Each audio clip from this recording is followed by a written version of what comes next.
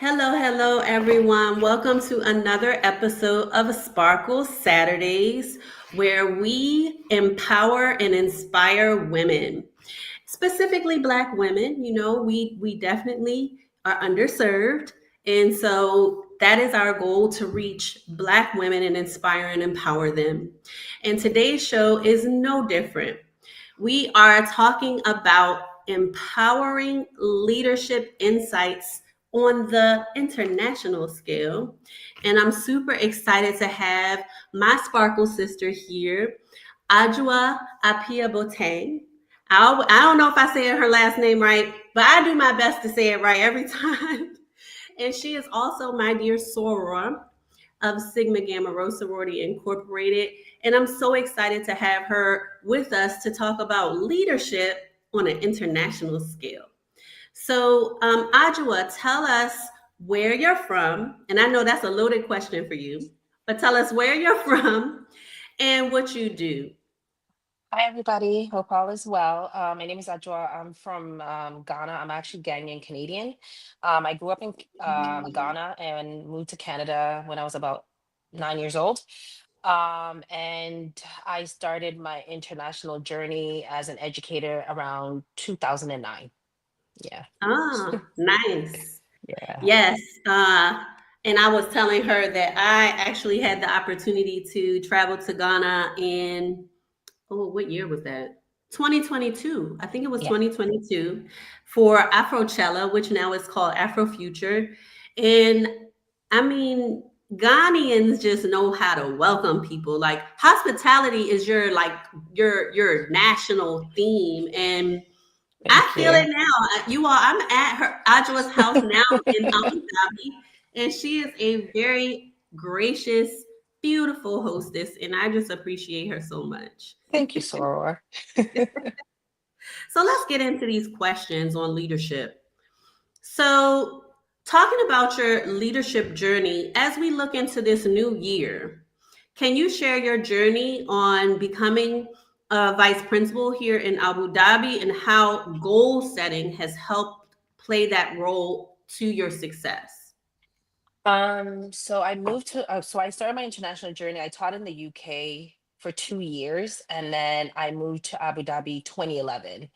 And I was a classroom teacher for about 3.5 years. Then I became a grade level lead, and then I moved up to become a head of department for grades 3 to 5. Yes, and then I also moved up, and then I did my master's in curriculum assessment and instruction because that's where my passion was at. I figured I Okay. think a lot of the problems that a lot of people were having was that they did not know how to break down the curriculum to meet the students' needs, or they didn't Mm, have the experience to backwards design. But somehow I just kind of fell into the passion of it. So a mentor of mine was like, if that's your passion, that's where you should get your master's in. So that's what I did. And then I became a curriculum coordinator for a year and a half, and then actually 2 years because I did it for one company and I moved into another company. And then I became a principal at a charter school in 2022. Um, and I think along that line, I knew that I wanted to be more and outside the classroom and to be able to help teachers be their best. Because sometimes I think people think that you can only help from the classroom if you or make those changes in the classroom. But I think what people also forget is that teachers need to have the training or need to have the push or need to have the guidance in order for them to be their best educators for our students. Because I think what a lot of people tend to forget is that they forget about the students' interest. So I think I manifested becoming a VP, to be honest, because I think January 2022 I made my prayer list, and the first thing that was on it was like I wanted to be a VP for an elementary school. Well, I ended up being a VP for a middle and high school. But in order for me to set my goals, I think Abu Dhabi is a little bit different. What I did, and to be very candid and honest, is like when you are Black, you have to go, or an immigrant anywhere, you have to go 10 times as hard.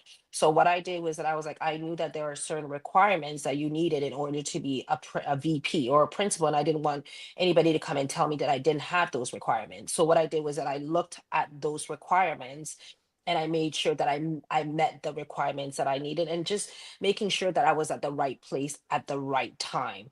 So that just meant that having those uncomfortable conversations or making those connections that we don't want to make. And I know that people are like, oh, I don't think we should, but it's really important that when you are in a room, especially when the people look like us, they might not say, hey, let me help you, but you kind of have to put yourself out there. So that's what I did for about 4 months. I did put myself out there, and any job that I found on LinkedIn, on TES, Teach Anywhere, that was a leadership role, I applied for it anyways, because if you don't put yourself out there, nobody's going to know that you want those positions. So that's how I kind of manifested the position, to be honest. Yeah. So write the vision and make it plain, right? Yes. Yes, you have to. Habakkuk? Yeah, that's what you did. So you made your Yeah. prayer list, you did Mhm. some research, and then you Yes. put yourself out there. You stepped out on faith. Yes. I love That's it. I exactly. love it. Okay, I'm about to follow suit. I'm about to follow suit in education. Yes. I'm about to follow suit. Okay, so let's talk about now adapting to change. The new year Mm. often brings those opportunities for change. How did you adapt to the cultural differences in the Middle East? And how do you encourage others to set goals for embracing new experiences? Um, to be honest, most people, when they move here, they know somebody that has moved here. They visited here before. I had never visited the Middle East. I was just like, okay, there's a job. The weather is hot and I want to be in a hot place. So I didn't really plan for it, but I got really lucky where I ended up at a school where 99% of the kids were Emirati students. So what do? You immerse yourself in that culture. I went to weddings when I got invited to. I went to the homes when I got invited to. I think one of Mhm. the things that we tend to forget when we are expats is that we find our little expat group and then we leash on to that. But I think that when you do work in a school where you have diverse culture people, you open up yourself and you get to know them, because to be honest, 90% of the Ghanaian culture is like the Emirati culture. It Really? is like, yeah, it is like the black culture. So So literally can a you tell lot of me give me a couple, like three similarities that you um for recognized right away? This is interesting. for example, like when you go into a home, the way you greet an elder, like they're very respectful about how they treat their elders, how they greet their elders. Like I know that in the Ghanaian Nigerian culture, when you meet an elder, you bow down. They do the same thing for their grandparents, their parents. That's one. Two, they eat with their hands, and they love rice, so do Africans. And then just just the way that they do their wedding and their dowry and going to seek the hands in marriage is very, very cultural to the African culture, or even the Indian culture as well. So there's a Mhm. lot of similarities in terms of that as well. So I think just being more, when you do go into a new country, you have to try and assimilate into that culture, not change everything, but get to know their culture. Because once you see that, you will find the commonalities and the similarities within where you're from or that culture. Yeah. So true, so true.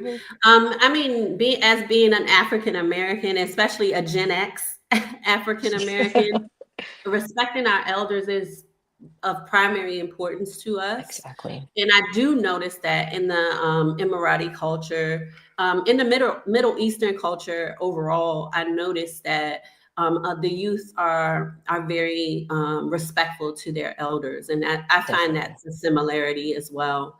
And I just want to let the viewers know that I am live on Instagram, so sometimes you'll just see me looking back and forth. And I hope my Instagram viewers can hear Adwoa well.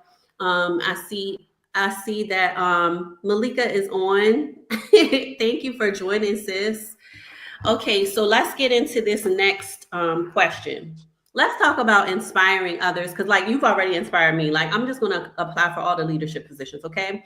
You should. As a leader, how do you help students and staff create meaningful goals and stay motivated to achieve them, especially in an international and diverse setting? um so one of the things is having a conversation where you listen. I think for me right now in my journey, we have, like, for example, we have grade 11s. So we listen to them and be like, okay, where do you want to be after you leave here? A part of the challenge that we're having right now is that a lot of our kids' parents come from the military background, and the requirements for the military background, when their parents went to the military or the police has totally changed. So once the students have that conversation with us, I'm like, you need to go and do a research, or we'll get them the facts. Because right now in the UAE, in order for a student to go into the military, they need an average of an 85%, not just a Mhm, pass. So we kind mhm. of have to give them that facts, and then we sit down with them and I'm like, okay, realistically, this is where you are right now.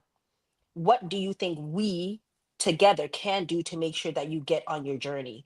And we had to involve parents as well, because it's not just Yeah. the school and the child. It's a community, right? It's a triangle. Right. So we're at a stage where right now we're having conversations with parents. And one thing that we've noticed also is like, not all the students can go to university. Not all of them can join the military.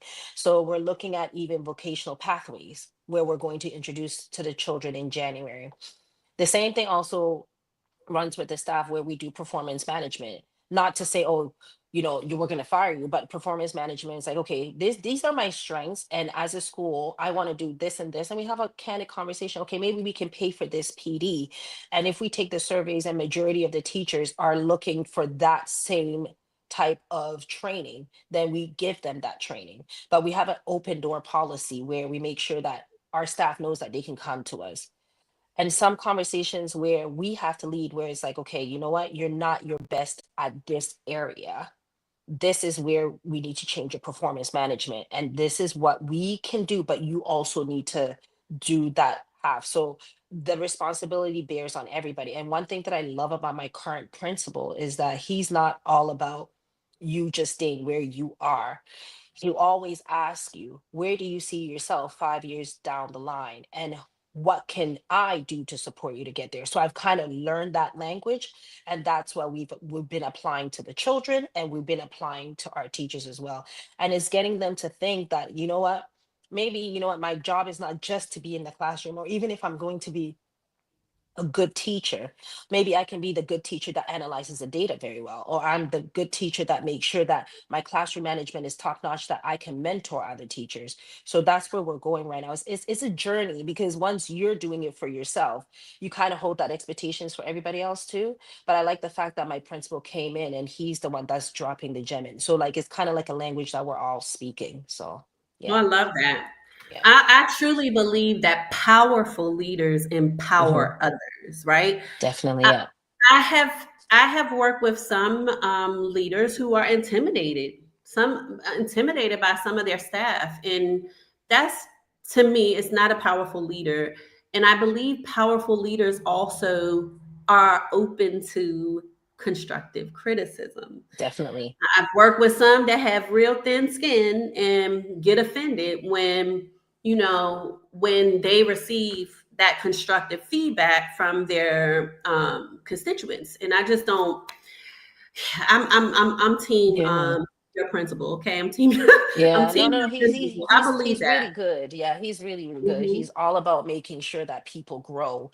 And even for me, we've had to have conversations. Like I told you, I'm in the middle of getting my principalship, and I would go to him. I'm like, this is the area I need to work on. Can you, like, tell me another area? And he'll be like, no, no, no, no. Okay, you're a little too hard on yourself on this one, but have you try and look at this? So one of the things, like, for example, I'm working on is work-life balance. And he's like, you really need to work on your work-life balance. So we struggle, like, and that's an area that I struggle with, to be honest, because Hmm. once I start, I don't know how to turn it off, because in my mind I have, okay, by May this needs to be done, and he's like, no, it's a 2-year process. You need to give it time to grow. Or sometimes I'm at the part where I've already mapped it out in my head, and if majority of my staff are not with me, he's like, no, no, no, in your head, that's how you mapped it out. You need to go back and see where your teachers are right now and go through the steps. So it's kind of like a journey for me as well, because then sometimes when I do make a plan, especially when it comes to teaching and learning, I have to be like, okay, where my teachers are right now? Okay, 50% are here. So I can move these 50% on, but then I have to adjust it for these 50% of the teachers. So that's kind of like I'm also learning as well. I love it. I love it. Yeah, I am so team your principal because first of all, I hear growth mindset in what you've very just much so. expressed to me. I hear self care and work life Yes. balance. And Right. then I also hear empowerment. Like, I honestly, out of the over 20 plus years of teaching, I don't think I've ever heard a principal say to me in, like, maybe a post observation, conference, like, where do you want to go next? You know, Yeah. how can I help you? I don't think I've ever heard anyone say, like, where do you want to see yourself in 5 years? I don't think I've ever heard that from one of my administrators. No, like this is the, to be honest, this is the first time I've experienced it. And he's a brother too. So it makes a huge difference. So, like, even for example, I've had teachers that in the middle of the academic year, they're like, yo, we want to resign. And he'll be like, where you're going, do they offer you more than we offer you? That's his thing. His thing is like, don't go somewhere where you're not going to be financial or you're not going to grow. He doesn't take it personal, where most people will make it so hard for you. As you know, as international schools, they make it so hard for you to leave, and then they want to block you and stuff like that. No, he's honestly really much about, this is where you are, what can I do to help you get there? And if you're not pulling your weight, and he is, he'll be like, well, we're doing A, B, and C, and you're not following along with the line. So you do have hard conversations. Like, he puts you very accountable, because I think for him, it's like, if you succeed, that's, it's a succeed for him too, like to help you grow. So it makes a big of a difference to have somebody that sees your potential but also helps you grow, right? Because it's really, Yes. really hard to find it, especially even when you are at home, but especially on an international level, where somebody's going to help you grow, you know, and they Yes. don't feel like, oh my God, if they train you up, you're going to take their job, type of thing, Right. right? Yeah. Yes. And Malika says the same. Yes. I love principals growing teachers and pushing them for better. Yeah, Definitely. I definitely hear that in this conversation. Let's get into this next question. Overcoming challenges. So, what challenges have you faced as an international leader, and how do you Whew. set goals to overcome them and maintain resilience? Whew. Well, the racism thing, like, I don't have a like a Christian name. I have a fully African name, where it kind of hinders me a little bit sometimes, where like I was at a job where somebody was very racist, and HR wasn't even doing anything about it, and I was managing this person. So to the point I had to threaten them that I was going to take it to labor, so in that perspective, I'm not gonna lie, it really hurt me. But then I had to be like, that's not my problem if that person has a problem with me. And to be honest, I kind of like being the underdog, like, because nobody really looks at you. I take it and I look at I take that time to grow myself, and be like, okay, you know what, if I'm going to compete with this race, what do they have that I don't have? And literally 95% of the time when you go and apply for jobs, we're way more qualified than what the person is. Do you know what I mean? So Yes, I I do. I like I like being the underdog, and I like the fact that I can use that time to collect whatever paper I need to collect and build the connections that I need to connect. We all know I'm a homebody, but I'm one of those people. Like, if I meet somebody, I try to keep that connection. And one thing that I have found is that there's only 3 degrees of separation. Like, within 13 and a half years that I've been here, I have run into people that have known somebody that knows somebody that knows somebody. Right. So most of the time when you are looking for something, that person will connect you to this person, to that person. Like, I'll give you a quick example. We just became a NIAS candidate, and the lady that was the lead for our NIAS, apparently she knew an old colleague of mine. So after our inspection, they met up for lunch, and she was like, oh, I was at this school and I met this lady named Adwoa, blah, blah. She's like, my Adwoa. And it's funny because this lady lives in Kuwait and this lady lives here. So she goes, oh my God, I met this lady and she was at your school. 3 degrees of separation. So for me, like, planning success is about, you have to be intentional. And I think for us, sometimes we are our own detriment, because we go somewhere, we don't want to make the small talks, we don't want to open up, and then you never know who you're going to run into. So I think planning for success is making sure that if you are somewhere, you're meant to be there. And that's a Right. place that you get to know people. Whether nothing comes out of it, somebody that knows somebody knows somebody that knows somebody that you know.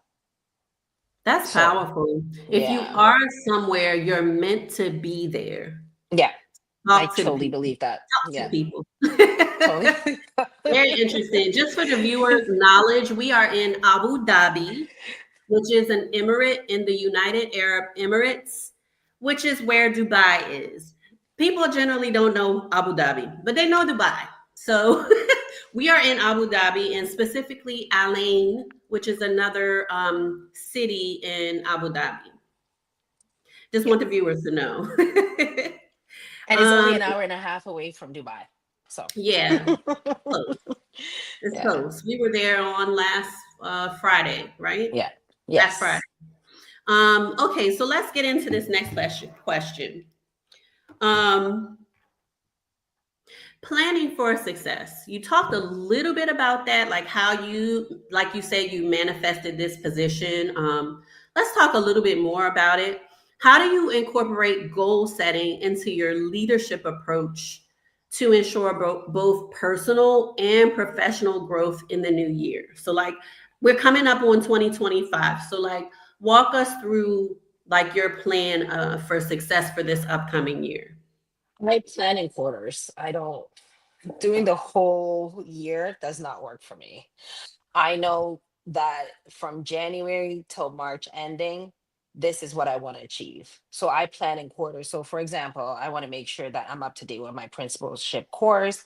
I'm up to date with our SDP because we might have an inspection in the second quarter. I really want to work on my health. So I've started previously. So I list them down and said like, okay, I'm not really a gym person, so I just want to be healthy. So what do I want to do? Okay, maybe I'll go for walks 2 times a week. If it gets too hot, what am I going to do? Maybe I'll sign up for like I'll watch YouTube videos.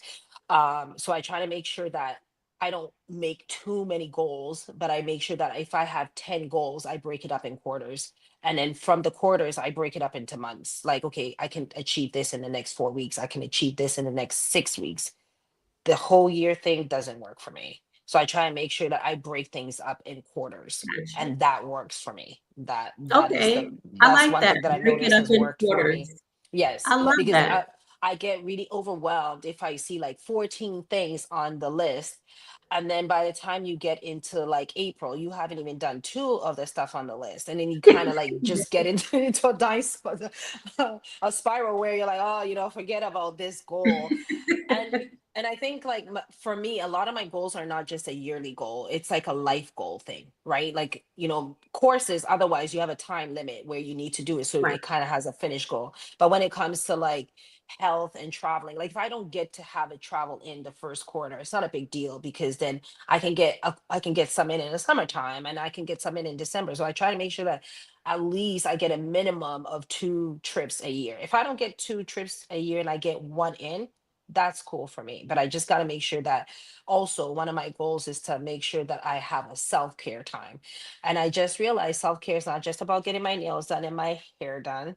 It's all just about just having time to like just even, just reflect on how life is going and be appreciative, just having the moment to ground yourself and be like, Yeah. God, I just want to thank you, or just having the moment to journal. I think that once we get back into work, we think, oh, I'm gonna get my hair done, I'm getting my nails done, and I'm gonna go shopping. Is self-care time. No, but I'm realizing now that self-care time is just making sure I have the time for me, not having the TV on, even if it's just 15 minutes a Hmm. week where I just get to sit down and just be grateful and just show appreciation. I think that's one of the things that I really want to work on in 2025 is to just sit there, appreciate what I have now and be grateful for it.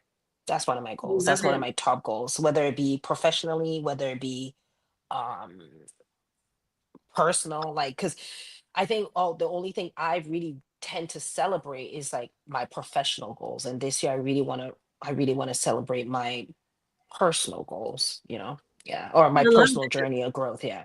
Yeah, I love that. So my takeaway from this segment is breaking things up into quarters so that we're not overwhelmed when that Yes. list is so long. So shorter lists and then break it up into quarters. I really like that. Yeah. One thing that I do not do New Year's resolutions. I do a theme for the year, and it's crazy because in this conversation, I believe the spirit just gave me abundance. So I think one year my theme was just finish. Like finish, because like Mm, girl, you got so many projects that you haven't even finished yet, and now you get ready to start a new project. Okay, so one year my goal was just finish, right? One year mhm. my goal was deepen relationships, Yes. right? And I just got to download that my theme this year is going to be abundance. Yeah. So yeah, so like everything I do is centered around these themes, you Yeah. know. If Yeah. it's not if it's not related to this theme or getting me closer to this theme, then maybe It's that's a gotta no-go. go. Yeah. Yeah. Or just keep it. Yeah. Just keep it in the background. Maybe it might come back Right. again next year. Yeah.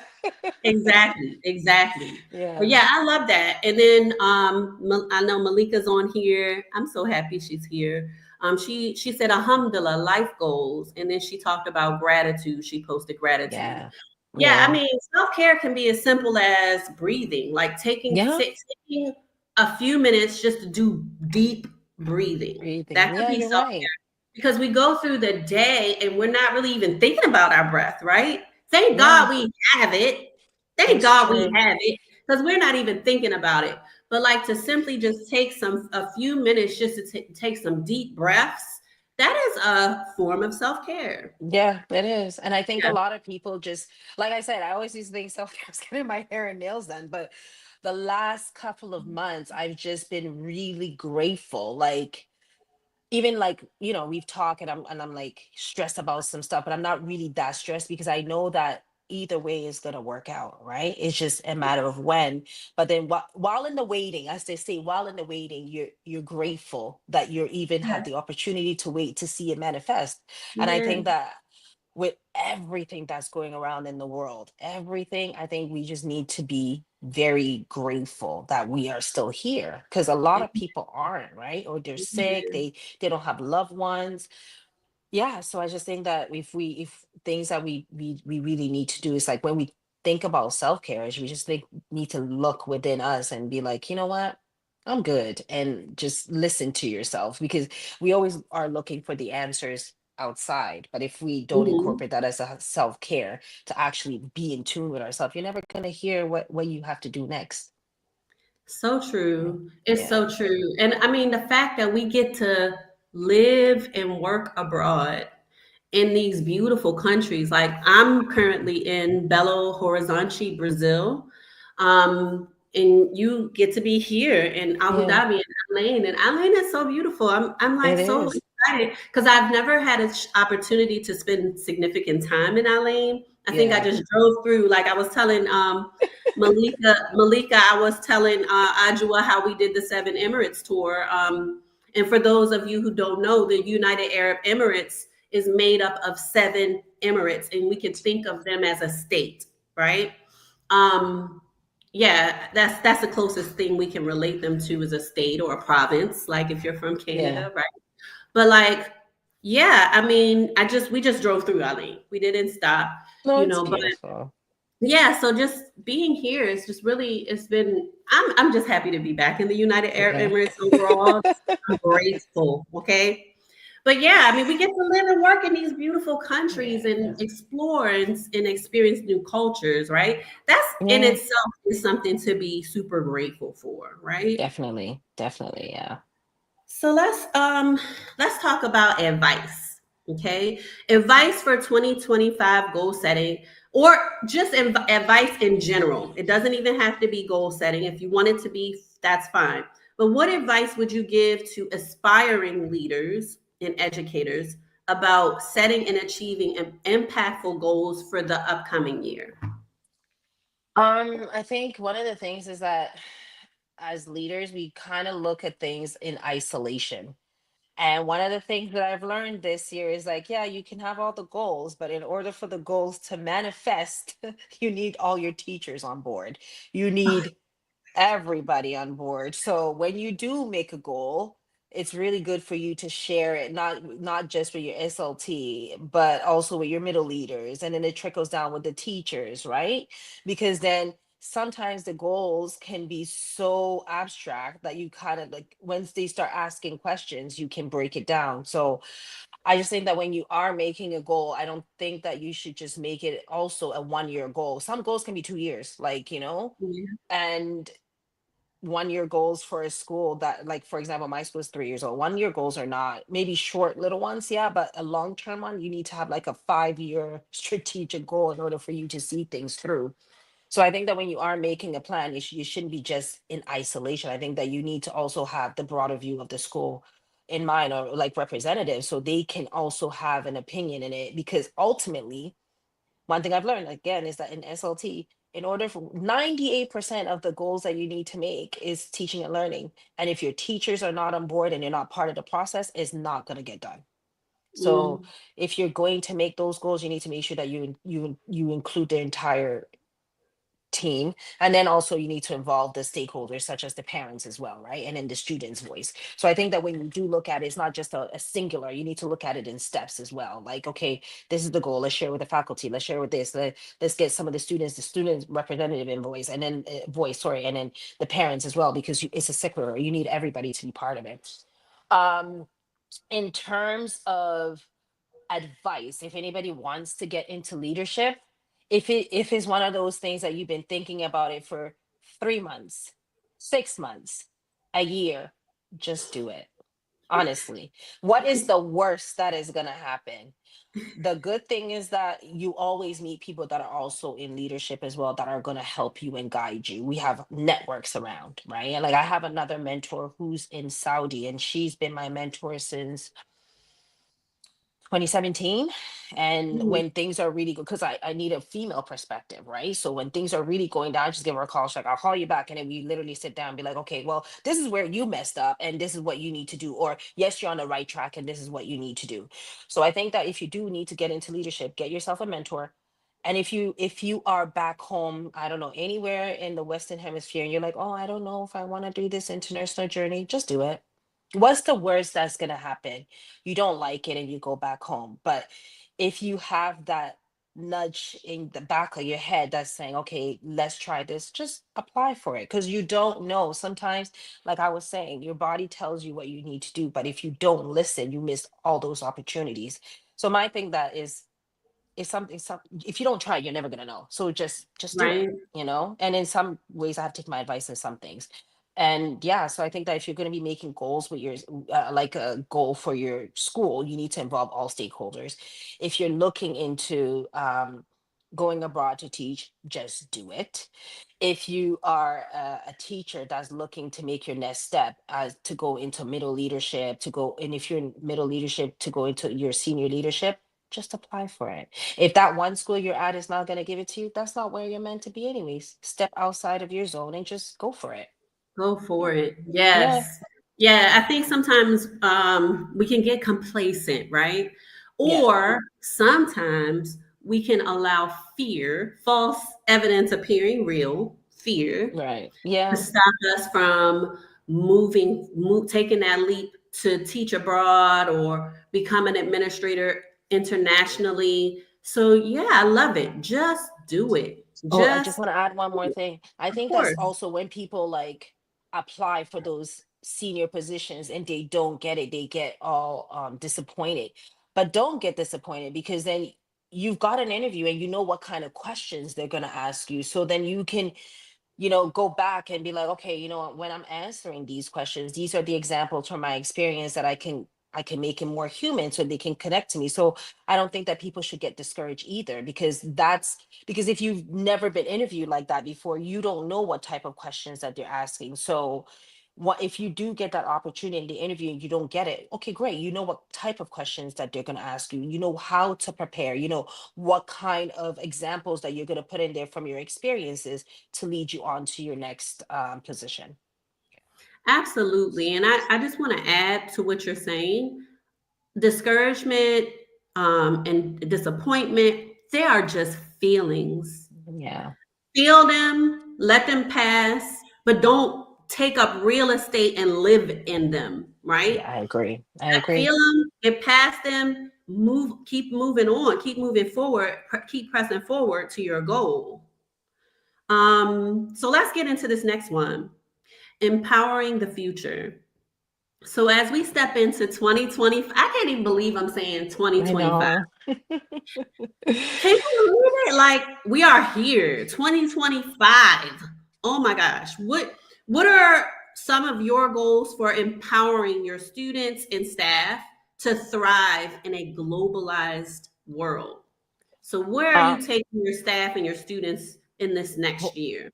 well, I think one of the things that we're really looking to work on is just having a global understanding, because in the UAE we're very much about, oh, national identity, let them know about their national identity, but they need to learn about other national identity as well, right? International identity. So I think one of the things that we're really looking to do next academic year is having like an international day. Not necessarily, oh, the kids go and research an international day, but if they know that their teacher is from somewhere, they need to go and find facts about where their teachers are, not just the tourist stuff, but also making sure that they know more about that. Because one of my friends here, he's at a government school and they had a national day, and some of his kids researched Jamaica, right? Because he's Jamaican. So I got that idea from him. So I think making sure that the kids actually know what's going on, not just in the context of the UAE, but actually what's going on around the world. One of the things that we've been toying around is making it like getting a pen pal so the kids can pen pal. But my school's an all Mm, boys school, so we're trying to find a school that's also an all boys school for them to pen pal, so so they can get another perspective of what life is like for a 13-year-old that lives maybe in Chicago, or a 13-year-old that lives in Ghana or Kenya. You know what I mean? So those yes. are the type of things that we're making sure that we're looking into.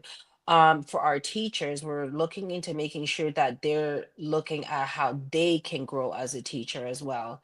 Not just our thing is that if we don't offer that as a PD, because we have a PD budget that we've let them know, is like, let us know and we'll invest in that. And then sometimes if we don't have it, you need to invest in yourself as well, because you are your marketing tool, right?